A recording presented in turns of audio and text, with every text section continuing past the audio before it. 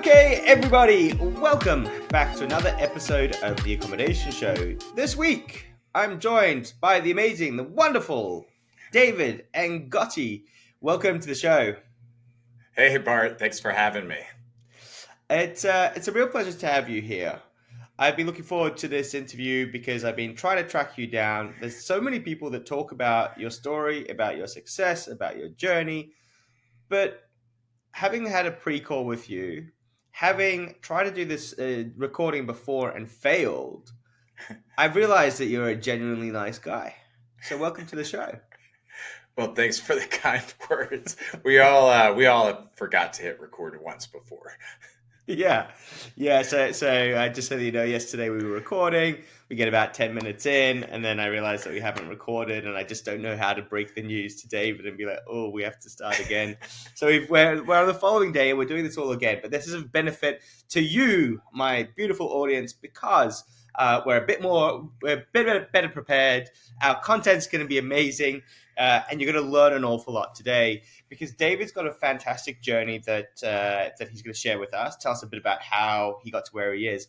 And today we're going to be talking about wowing guests and why it's so important to create an unbelievable experience for your guests, which then ties back into everything else. So this is more of a philosophical discussion with some practical outcomes at the end of it as well. But Dave, can you do me a favor and just kind of introduce yourself, where you're from, and how you got to where you are? Yeah, so I'll give a real high level overview, and if you want to drill in on any of it, feel free to. Sure. So, found my way to this industry kind of by chance, like so many of us.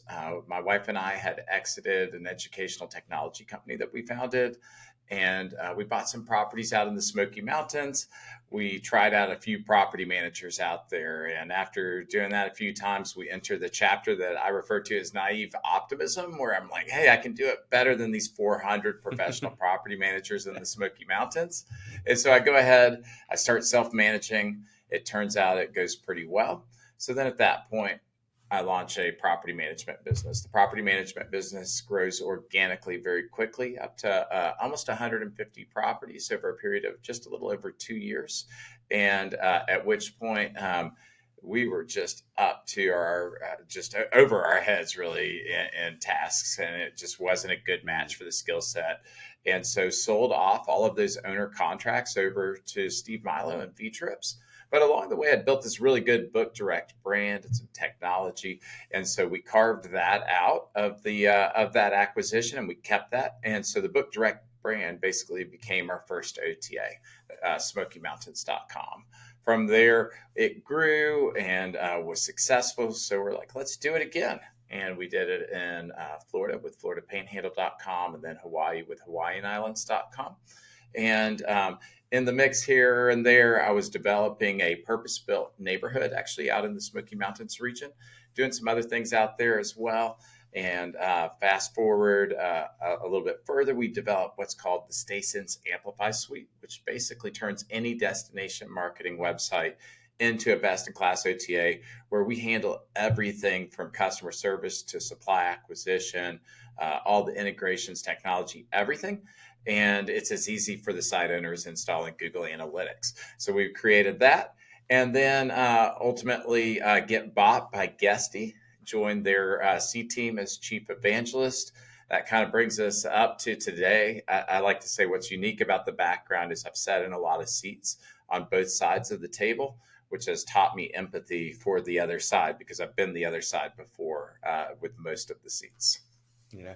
Well, what an incredible journey and what an incredible story because it's so textured with so many different layers. One of the parts that you didn't talk about was the fact that you were a pilot.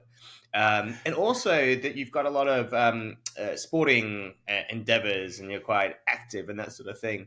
And one thread that I think that ties together a lot of the people that I interviewed that are successful, they're not just successful in one domain. They're ambitious. They're always trying to do something big, whatever they kind of attack and whatever they do. And having played around with StaySense, having a look at the websites, these kind of mini OTAs that are created, the technical complexity to put together an OTA like that is immense, very, very hard to execute. There's very, very few people across the world that have actually done it, uh, because of all the different parties that are involved. And the reason why I'm mentioning all of this, Dave, is that I think that one of the things that really excites me about this episode is that people will get to learn a bit from someone that has had success in many different domains, but there is one thing that kind of ties it all together, and that is that sort of ambition and that drive. What's kind of driven you to be where you are? Yeah, that's a really good question.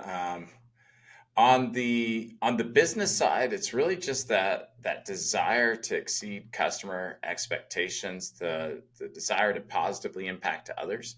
I feel like when you do that, a lot of times things start to just fall into place for you, especially if it's not done in a self-centered way. Like, yeah, I'll give you an example of that. Early on, I wasn't afraid to help people with their SEO, their internet marketing, and things like that. And I had no business that I could even do with them commercially at this point in time. And then you fast forward a few years, and these people where you have a little bit of goodwill banked now become potential customers of a business, and it's not hard to then convince them to come join what you're doing in Florida or in Hawaii because you've helped them, Mm, and you helped them out of not a desire to receive anything in return at that point. And so what I've found is like when you help others, when you really desire to do good things for your customers or for the market or the industry that you're in, it comes back like tenfold to you. It's such a great industry to be a part of and a growing industry, and just having that opportunity to invest in other businesses, it's not unlike financial investments. There's a great return, and it's like compounded over time. yeah. So yeah, I guess you're a people person. For sure. Yeah, and that's what brings you onto this show and getting to know Yeah. everyone. Amazing. For those of you that are listening, I do recommend you check out the show notes, and in the show notes we'll have links to StaySense and those OTA platforms that you've built, which are available. Uh, and I imagine that if people want to reach out and ask more questions, they definitely can. But before we just jump into our main topic, I did want to ask you about the future of OTAs. And I just did a trends video for next year. And in it, I said that the OTAs are going to change dramatically over the next 12 to 18 months. And that is through the advent of technology, sort of combining the guest experience and creating a new kind of guest experience, which they never could before, using massive data sets to then get there. What is your take on where the OTAs will be going in the next 12 to 24 months? Yeah, I do think that there's going to be big change. I think that big change is going to happen incrementally, but happen at a quicker rate incrementally than in the past. And it will be due to the data sets, the proprietary data sets in particular that these OTAs have. Now, the reason I think it's going to be incremental rather than this huge overnight thing that might happen once they roll out this new piece of technology is there's so much money at stake. These are big publicly traded companies with thousands and thousands of employees. And when you get to that size, there's just a certain level of accountability that slows you down a bit from, say, a startup like Stasis. If Mm, we found a magic wand where we could double conversions, we aren't going to then test that and try to roll it out slowly. It's going to be rolled out tomorrow. But when you're Booking.com or Airbnb, Verbo, Expedia, any of these huge OTAs, you're going to want to test that and roll out really, really slowly and carefully, just due to the size and the potential risk with market caps and all those other things. Now, I do think that the amount of end users that come across those sites ultimately will be their biggest weapon, if you will, because they can take all of that data and they can feed that through the LLMs, and they can feed that through all of these different models that they're building, and personalize the approach to sales and service.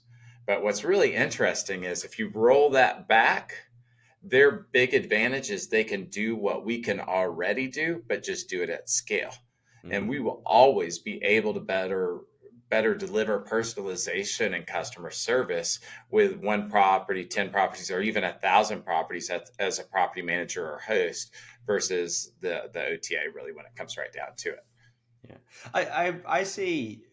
a lot changing in the space. I think I agree with you wholeheartedly that they are restricted in terms of how fast they can move because of the size that they are. But I would draw equal sort of measure to Google getting into AI. So they were really hesitant to do anything with it and to embed it in their products, and they just didn't want to because they saw the different, I guess, commercial risks. Yeah. And then ChatGPT launches, and then they're like, "Oh God, we have to move quick on this. We have to change. We've missed this." And then they kind of pivoted the whole business and went, "All right, we're going down this path," and now they're embedding it in absolutely every product that they've got, from all of their Google Docs to email to all of that, and the AI is going to be in there. So Bard, which is Gemini, and all that stuff. One thing that we had said yesterday that you didn't say today, which, but this is to the advantage of everyone listening, is that this technology and these changes that are going to come, they're going to create points of difference between one OTA and the other. For sure. And the OTA that really wins and sort of dominates this space, I think they're going to have to move quicker. I think they're going to have to break a few things to get there. Yeah. But the advantage and the win will be what we're talking about, sort of that ChatGPT Google comparison. And I think the OTAs are going to have to get there because also, not only do you have the big OTAs that we all know, but you also have Google who are getting into the space very heavily with their products as well.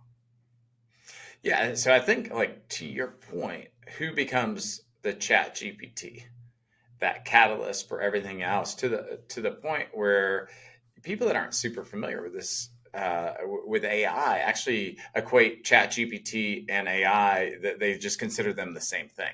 Obviously, Mm, they're very different. AI was around much longer, a long time before Chat GPT was ever released to the general public. You even back, way back in 2016, Starbucks starts making staffing decisions using AI models. They're taking all the app data for all ordering, store hours, when to add another store, and all that's going through their own proprietary machine models.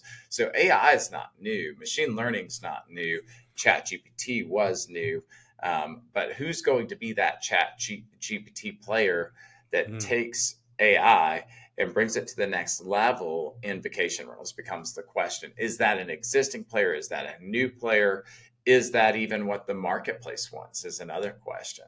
Because if it's not, then how do we balance all of this? yeah, and will it be one of the OTAs that figures it out, or will it be a smaller company doing something cool like StaySense, and then they just gobble it up and then use that technology to run with it? So really interesting space. I genuinely believe that in the next 12 to 24 months there'll be something dramatic is going to change or break, and the way that we do things will be different. But I don't know, maybe I'll eat my words. We'll do this again in 12 months and we can Yeah. we can see Yeah, it's what gonna be happens. interesting to watch. I don't think anybody has that crystal ball where they can say for sure.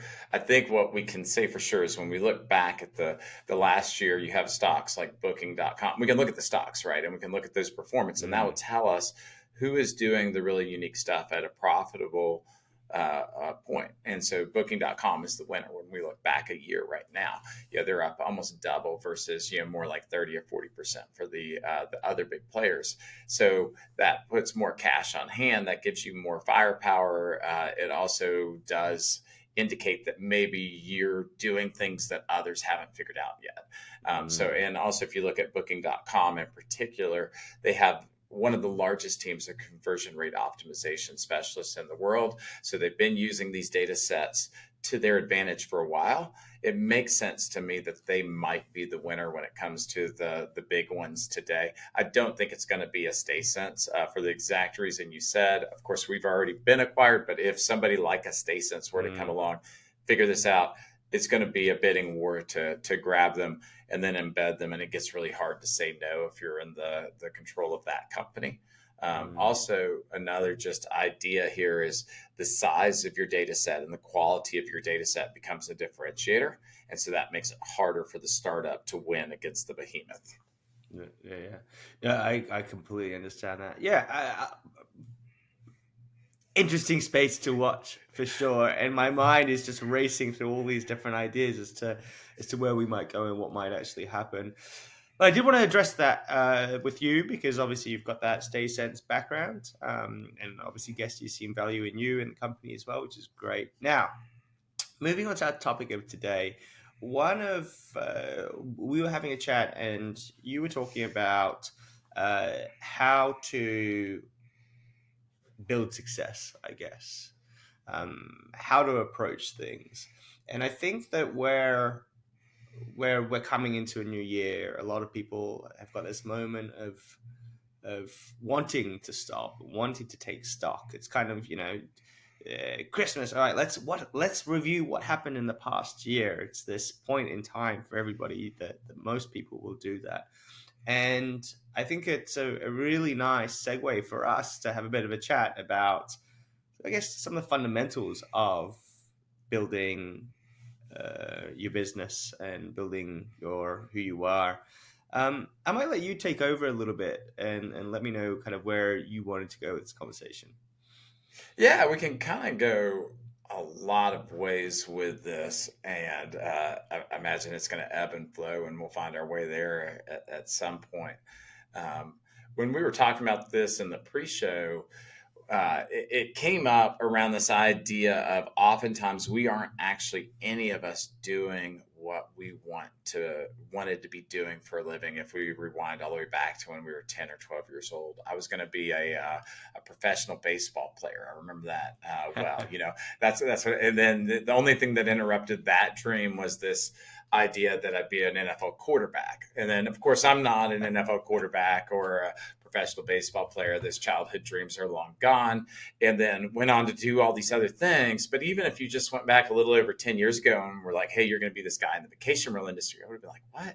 I'm flying planes for a living. That doesn't make any sense. How would I get to that point?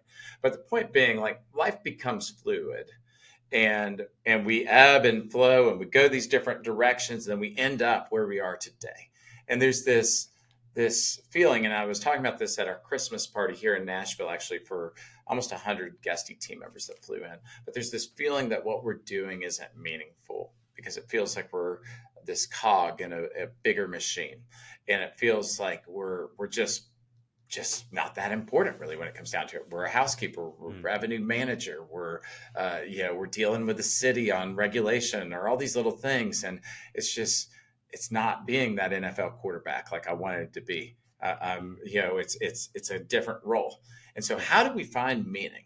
And that's where I loop back around, and I would say we find meaning in actually delivering a guest experience to people, not just like the buzzword experience, but an experience where somebody can be a better dad, a better mom, a better partner or spouse, can just be what they want to be for 1 week when they're on vacation. When we empower those things to happen, then all of a sudden being a housekeeper, general manager, revenue manager, whatever it is that gets to be a little bit mundane at times in our daily life, that actually takes on meaning. Does that resonate or make Yeah. sense at all? Are Oh, you doing what you thought you'd do? 100%. Look, the search for meaning. So I just had my 40th birthday, right? So it's out there now. Nice. Just had Happy it. birthday. What are we? A few weeks ago, and I think it was in my 30s that I really started to for that bit of a hunt as to what's the purpose. And there's a few conversations that came up. One was how much money is enough. Like how is $1 million enough in your bank account and then you're good? Is it 2 million? If you get to 2 million, do you need 10 million? If you got 10 million, do you need 100 million? Like when is it that you turn around and you go, all right, I've got enough cash in the bank that I can do anything I like now, so I'm going to do anything that I like, rather than continuing on that journey. And then you realize, personally, for me, I'm not driven by possessions. Okay, I don't really care for stuff. Obviously, minimum standard of living. I like my beers, like you like your beers, David. But and I like to have a good time. And through a lot of searching, just couldn't figure out what my purpose on this planet is at all. And that meaning came, and I was talking to someone, and I kind of this is my where I'm at now. It's like to be of service to others. So if you can be of service to others, you can be helping people out. You've got some meaning, you've got some purpose, you're doing something which is good, and it's for other people, right? And I think that that really aligns with what you're saying is that you're of service to your guests, and then within your job, you can then provide value and meaning and purpose to what it is that you're doing. The other side of that as well, it really resonates in terms of Jeff Bezos and his kind of philosophy at Amazon was to be always customer centric. We always Yeah. do what's best for the customer, and that's kind of what Yeah. helped them propel them to where they are. But the one thing that hasn't been that, I mean, we talk about the customers and the guests and providing a great experience, but then aligning that purpose of the person and going, well, we're doing this for the guests so you can feel better about it. Then I think that's quite powerful. Yeah, and ultimately it will deliver the financials as well. I've seen that over and over and over again. When you delight a customer, you have a more stable business unit. When you fail customers, you have a less stable business unit. That part's not rocket science. The execution becomes where processes and hard work and just grit come into play for sure. But you think about Zappos, since you brought up Amazon there, they acquired Zappos and Tony Hsieh, the founders, famous for delivering happiness. That was their whole ethos Mm. there. Great book too. But one night he's out partying with the Skechers team. And so they get back to the hotel. I think it was in the LA area, maybe at like 2 or 3 in the morning. Room service is closed. And he's like, oh man, we're starving. And the Skechers people are starving. And he's like, well, just call Zappos and they'll get us a pizza. And they're like, Zappos sells shoes, not pizza. He's like, I know, but they'll take care of you. Try them out. And they're like, well, what's your assistant's number? And he's like, no, just call the 800 number. Whoever you get will take care of us. And so the Skechers CEO calls Zappos on the 800 number. First person he gets a hold of says, hey, we need some pizzas delivered here. And the person's like, well, you've reached Zappos. And the guy's like, I know. I just need some pizza, though. I can't find it. I'm drunk and room service is closed. And so the story becomes legendary because without any pushback at all, the individual on the other end of the phone takes the credit card number and then calls a pizza place, locates a pizza place that's still open, orders the pizza, and gets it delivered to the hotel room. Of course, turning Tony Hsieh into the hero because the Skechers people didn't think this was going to happen. But the story really drives home how taking good care of a customer, no matter what that looks like, is a win.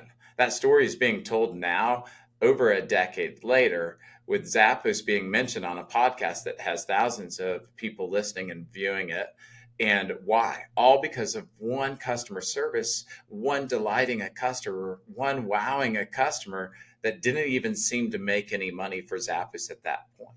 But that Mm. culture of that becomes, it just permeates through every staff position. And so when I'm looking at our business, I think that same way. How can I just delight the customer? With SmokyMountains.com, our first brand, the way we did that was we wanted to positively impact every single vacation to the area. That's like 20 million people that come to the area every year. And it was this audacious goal, and everything had to fit into that goal. We didn't know how we would monetize when we started, but we knew that we were going to positively impact all these vacations. And then from that, we built traffic and millions of website visitors. Then we had a good book direct brand and then an OTA. But those were almost afterthoughts. Kind of goes back to what we were talking about earlier. Those inputs we make, those goodwill inputs, come back with interest, get paid back to us with interest. But when we delight people, then the financials seem to always take care of themselves. Yeah, I couldn't agree more. And if we go back to sort of AI algorithms and that sort of thing, even the OTAs will reward you for providing a better guest experience by ranking you, on page one of the search results of one of the OTAs because your reviews are better and because you are doing better as a business. And that's the metric that they're looking at. They're looking at that guest satisfaction, how many refunds are being requested, how many complaints you get, and that sort of thing. So you're trying to avoid any sort of downside or negative experiences, but also to provide exceptional experiences, which then you get rewarded for, I guess, financially, but also in terms of everything that you're doing. So, be it your search results on an OTA, but also on Google and that sort of thing. Philosophically, though, if we talk about delivering a fantastic experience, I think that it's easy to talk about. Yeah, of course we want to Yeah. do that, but then in the reality, when we're out in conferences and events and we talk about that guest experience topic. I mean, we cover it a lot on the accommodation show, but in my day-to-day interactions with a lot of hosts, it doesn't really get mentioned as much as it maybe should. Yeah. The first thing you did when you introduced yourself, oh, you didn't even, I think you mentioned it, but you said, oh, we got to 150 properties, but you didn't go, oh, we got to, yeah, 10, 20,000 positive reviews, right? Like we don't even Right. have that lexicon. We don't even do Right. that. And it's inbuilt in us, right? Our success is measured Yeah. on our financial performance, not on our guest experience performance. Sure. So, how do we tackle that? How do we make it a real thing, but also being cognizant of the fact that we are there to drive a business? How do we start to sort of envisage that and really make it something that's tangible, something that we can grab hold of as an organization and go, all right, this is why we're doing it. This actually makes a lot of sense to everybody. Yeah, so I think that there's some key ingredients for this to actually work. One of them is it has to be sustainable. I'm not talking about environmentally sustainable. It could be that as well, but sustainable for your organization Mm. to keep on doing whatever you implement. And it also needs to be transferable because a lot of businesses will have turnover of staff over time or maybe even sell a business at some point, that type of thing. So the ideas of sustainable and transferable on really anything of substance that we're implementing into our businesses needs to be top of mind. Now, when we think of that, how then do we process out excellent customer service becomes the next question, because for it to be sustainable and transferable, it has to really be processed. I can give you some examples of that and how then those examples will pay off monetarily too, because at the end of the day, these are businesses, not altruistic efforts for most of us. And so when we were early on in Smoky Mountains property management days, one of the things we decided to do without really knowing why at first, other than we just appreciated our guests, was to send every guest a thank you package. And we'd time it so it'd be on their doorstep for them, waiting when they got back home. And so in that, we'd have a T-shirt for them, a couple coffee mugs that were branded SmokyMountains.com with the phone number on them. We'd have coffee that was also branded, roasted by Starbucks, but branded SmokyMountains.com. A handwritten note. In the early days, I would write all those notes. The other co-founder would write all those notes, so they probably got sloppy by the end of the 100 checkouts. But anyways, this whole little box would show up on the doorstep. And we just felt like that was a good branding move and that it was the right thing to do. So early on, that's how we felt about it. Later on, we would realize that there was actually a huge ROI from these in two forms. One, we would get these phone calls almost a year later of, hey, I was sitting here drinking coffee out of my SmokyMountains.com mug and saw your phone number. Do you guys have anything available for Thanksgiving this year? And then we're off to the races. We take reservations, direct bookings, and that brand is out there, and it's out there in the wild. And who knows how many people saw the phone number or the brand name because of all these thousands and thousands of coffee mugs we sent guests. So that's the first way. The other way that was a little bit less intuitive was, and I'll tell a story to illustrate this. I get a phone call, and the lady on the other end, she goes, I was so ticked off on my entire drive back to Kentucky where I live. I'm like, excuse me? Like, this is how the conversation starts. Like, can we back up here? Oh, no. Who are you? How you doing today? And she goes, let me tell you who I am. I know who you are. Right. And she's like, I'm so-and-so. I stayed in one of your properties this past weekend. And she goes, I had a horrible stay. And I'm like, I'm so sorry this happened. And we're going through this day. And I'm still wondering how she got my personal number, why the call is starting out this way. And she goes, I got home, I had a note from you that was handwritten with your cell phone number on it that said, that you hope to host us again and all this different stuff.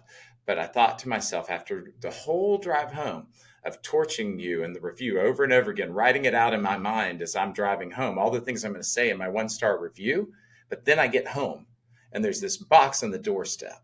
And that box on the doorstep is from a company owner that cares enough to send a box. And she's like, so I Mm, knew I would call you and at least hear what you had to say before I torched you.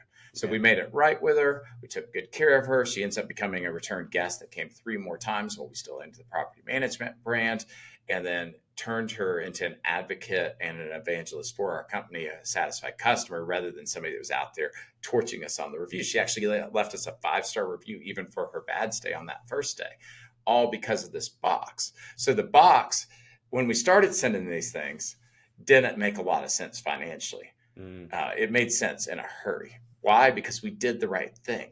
We gave goodwill to the market, and then the market returned that tenfold to us.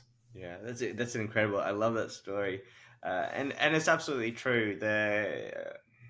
I guess whenever I'm talking to business owners, it's also having that personal touch, explain to people that you are a small business, and keeping the humanity in the business as well can get you, can do wonders for you, to really and give people access to you as well. I think that especially that's almost like cutting edge, right? Like, Right? oh, you can talk to the CEO. AI is Wow. not going to replace that. AI can't do that. Booking.com can't roll out an AI a solution that takes the place of me or you that owns the property or manages the property, taking good care of a guest that's dissatisfied and disarming an argument after a box. There's just too many moving pieces. Yeah. They can't do that. This is an advantage we have. But back to the whole like sustainable and transferable, you can make a process for these boxes. You could maybe even have a fulfillment center for these boxes. That's Mm. where it becomes sustainable. It's not probably sustainable if you grow to a certain size for Yeah. the owner of the company to write every note. The owner of Evolve's not sitting there writing 35,000 handwritten notes every weekend. I can assure you of that. Or Vacasa Yeah. or V-Trips, Costco, these huge companies. That's not doable. It is doable to take what you've learned, process it out, and then make it sustainable. And then on the other side, there's ways to do this with your staff, where you empower your staff. So one of the things we just blatantly stole from Ritz Carlton was empowering staff to make good customer service decisions. If you work at a Ritz Carlton, pretty famously now, you have a $2,000 budget to wow a customer. As any Mm. employee there, they can just do it. And so this has taken all kinds of forms through the years, and you can Google it and you can find different stories on it. So I'm not going to go into all of them. But what we did was we were like, well, we aren't Ritz Carlton. We're SmokyMountains.com. We aren't going to do 2,000, but we're going to give everybody a $500 budget that they have to just wow a customer without asking us. And all of a sudden, Miriam Ramsey is doing things like talking to a couple that's coming to visit the area, booking last minute, and they're coming for their 50th anniversary. It was our cheapest property. It's like $79 a night, something like that. And she's running all over town to get balloons and cupcakes and a note. And like, she doesn't have to justify it. The amount we spent on making this 2-night stay at a $79 property special for these people obliterated any profits we made on that stay. Yeah. Yeah. But while the guy's there, again, it ended up being high ROI. He calls in and he's like, hey, I own a company and I'd like to book this property I see on your website because you're the kind of company I want to do business with. And so they booked the 100-person lodge that we Yeah. had for a Yeah. company retreat. And so it's like these kinds of things when you take good care of customers. And it's not to say every time you go put cupcakes in a Yeah. property, You're you're gonna going to get. get a $50,000 booking. That's not real world. But when you develop a culture of this, the overall culture of customer service and just taking good care of our guests, then it will pay off in the long run. And the really, really great segue into the culture part, because I think that's one, as an owner culturally. I mean, you've got to get your mind into the right gear to operate in that way, and it's actually really hard being a founder or a CEO to. Uh, you're carrying so many different hats, and now it's like, oh, and you have to be unbelievable at guest experience as well as unbelievable at accounting and taxes and marketing and staff management and everything else. And now you're going to add this to the pile. Now, for me, in hospitality, it makes a lot of sense to be. It's all driven by customer service, so that should be a given. And I think I would argue that if you're in the industry and if you don't really care about customer service and guest experience, that might not be the right one. There are other things that you can go and do, and you probably do well. I'm going to get some flack for that, but delivering that or getting your team to align, I really like that idea of the having a bit of a budget and to empower your staff to go out there and make some decisions on their own and do their own thing and find their own ways and their own creativity. We've got a lot of we've got NPS scores as well now, so Net Promoter Scores, so we can see how a customer service agent is performing, whether they're delivering a right experience. But that doesn't really equate to delivering or to aligning beliefs and philosophies and values. And one of the things that you said on the outset was we're talking about creating purpose from anyone from a cleaner to a handy person to anyone in the business. How do we get everyone to sort of believe in that mission and care about it maybe as much as you do, where you stand to gain financially from it where they might not? I think it's ultimately going to boil down to who we hire, and then what we process out, and probably most important, what we demonstrate. And if we can do those three things well, it should take care of itself. That doesn't mean that there's not going to be a bad apple that works its way in every now and then that we have to either pull altogether out of the bunch or coach or whatever it might be. But again, through processes, we're taking a lot of the decisions away from people. If we've made a decision as a company, these boxes go out. They go out every time, and the guest gets that box when they get home. Or we're going to call them every single day after check-in, every single guest that checks in, and just we're going to ask them this question: how is everything? And if they say great, then we're going to follow it up with, if there was one thing you could change, what would it be? Or if there was one thing that would make it better, what would it be? And we're going to ask those questions, as scary as they may be from a property manager position. When you Equity Residences does a great job of this. I've stayed in some of their properties, and they do exactly what I just said. That was the first time I ever saw that done. And we were in Hawaii. How is the place? It's amazing. Great. If there was anything that would make it better, what would it be? And feel free to throw anything out there. That's what the person said on the other end of just a text message. It may have been automated. I wrote back and I'm like, well, if you're really wanting to know, it's a very standard coffee machine, and I'm kind of a coffee snob. Like an espresso machine would be awesome. When we got back from the beach, there was an espresso machine with lots of the capsules and stuff sitting there on the counter. And now again, I'm telling a story about Equity Residences and how they wowed me as a customer. And how many other people have they done that for? That was in Hawaii at one property. But if they're doing that for every guest, and every guest is telling that story to their friends like I have, or on podcasts like I'm doing now, that's a win. Yeah, it was $100 or whatever to drop off the machine and the capsules and all that.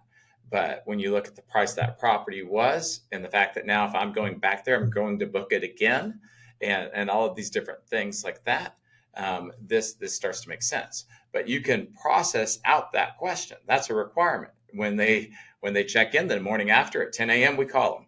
When they say this, which is what most people are going to say, we say this. If they have a problem, obviously we're going to fix that too, and that's also helping customer service. But even when they don't have a problem, we take it a notch higher. And so there's it's a whole system you have to build out from the top down. If you just think it's going to happen, it's not going to happen by chance. You aren't going to hire like a team of rock stars that wakes up with like a wow customer shirt on and jumps out of bed without coffee and is ready to go take care of the guests. That's not how this works. It's a system that you build, and once you build it, people will plug into that system.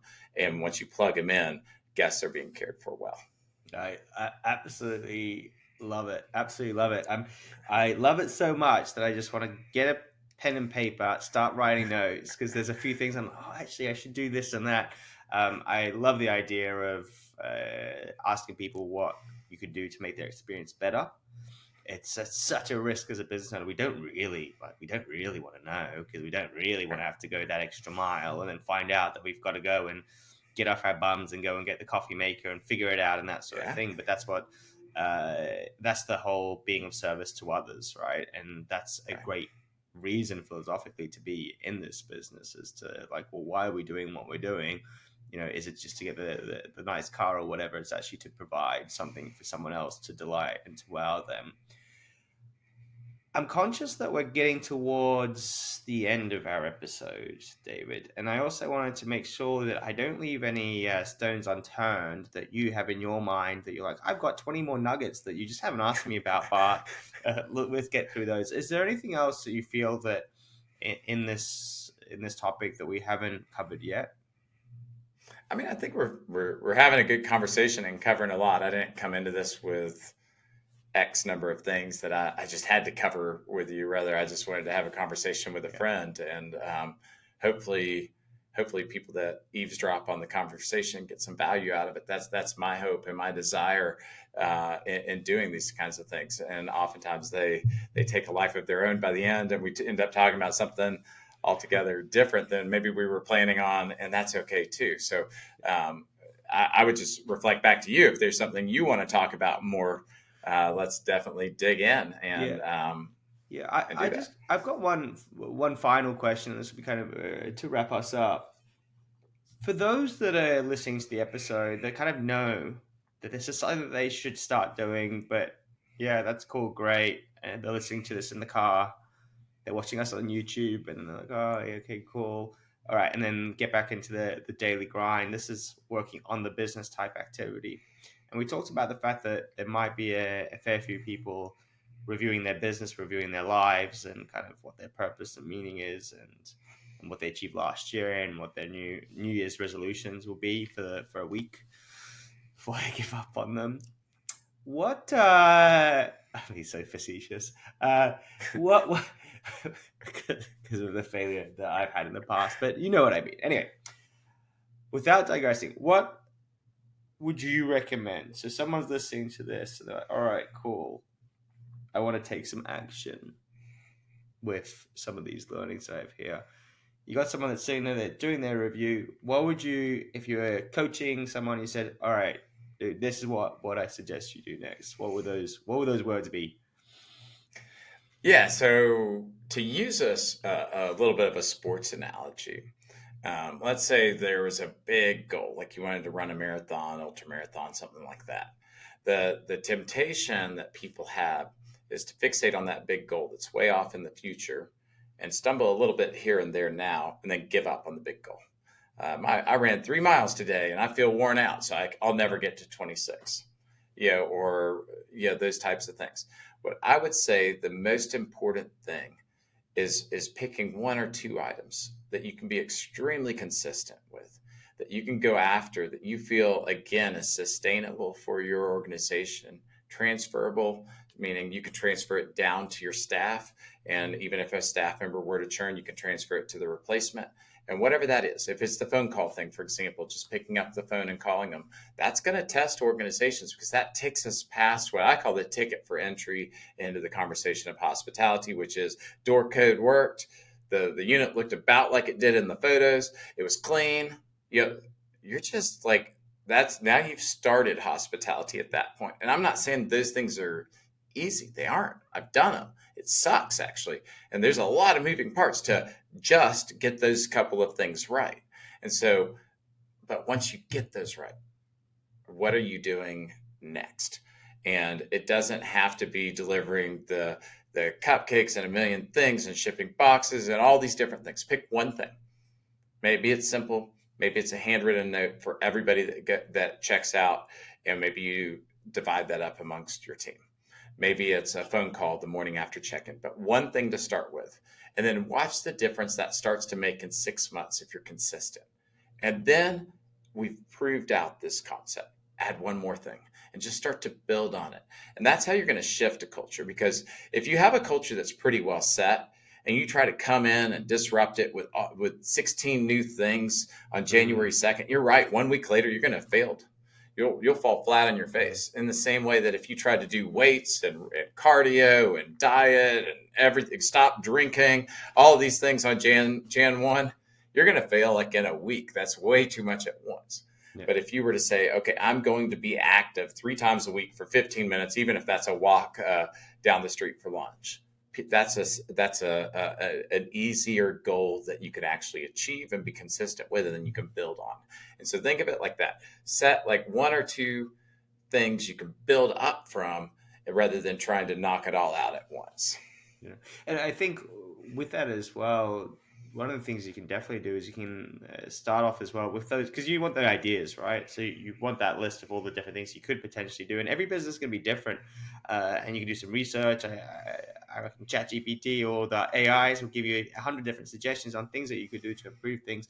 But I think also surrounding yourself with your team and getting them on board and saying, hey, this is the direction that we want to go. What does everyone think, and what do you think we could do? And we'll start to tackle some of those things. So you do have the cleaners there and the handy people and everybody else, and then as a company you can start to slowly align in that right direction. You can find your champions as well that really embrace this idea and really want to drive it forward. So building it from the team side, you can do that as well, rather than just kind of coming top down and say, hey, this is what we're doing, everybody, and they don't know where it's come from. Yeah, I love that. If you make it a collaborative exercise where you involve the team, get their ideas, here's my ideas, you just meld all these together, throw them at the board, see what sticks, and then as a team execute on these one or two at a time. That's a great way to get by. Yeah, that's my next team meeting, right? Sorry, team. Yeah, no, it's great. No, because this is the thing is that I find that generally whenever we're doing anything in iBooked online and we're trying to do things, if I get everybody on board with it and they kind of understand where the direction is, I don't want to be the one pushing from my perspective, going, oh, this is what we have to do. In terms of delivering better experiences, what can we do? Okay, we can do this and this better, and then everybody understands the reasons why because they kind of came up with it themselves. But David, let's wrap this baby up. Thank you so much for coming onto the show. I appreciate you a lot. It's so clear that you're full of knowledge and experience. And what's striking about you is that it's your excitement. When you talk about these things, it's like a kid in a candy store. Like, wow, I'm really happy about it. I don't think that comes from a place of any sort of other motivation than you just love talking about these things and teaching and that sort of thing. So thanks for your time. Thanks for your enthusiasm. What is the best way for people to follow your evangelical journey and your life journey in the future? They can definitely reach out to me on LinkedIn. That's the best spot. So I'm pretty good about responding to everybody on there. It may take a day or two, but as you know, with persistence, for sure, I'll always get back to people on LinkedIn. I am passionate about this industry. I also love meeting people at conferences. I'm at a lot of conferences. So let's definitely, you and I stay in touch, but also your listeners, feel free to reach out. I would love to hear from you. Beautiful. All right, folks. In the show notes, we will have links to StaySense. Also, if you're interested in Guesty, then of course you can jump on there and get yourself involved with Guesty and their products, which is awesome. And David, I hope that we do get to do this again. I'm going to try to get you on again in 12 months' time, actually, so that we can have a little bit of a reflective call. I really enjoy conversations that wrap up the year because I find that they really empower people for the future. Take care. Wishing you all the best, and we will speak again very, very soon. Thank you, Bart, and thank you to the listeners. This has been a blast. Thank you so much. See ya.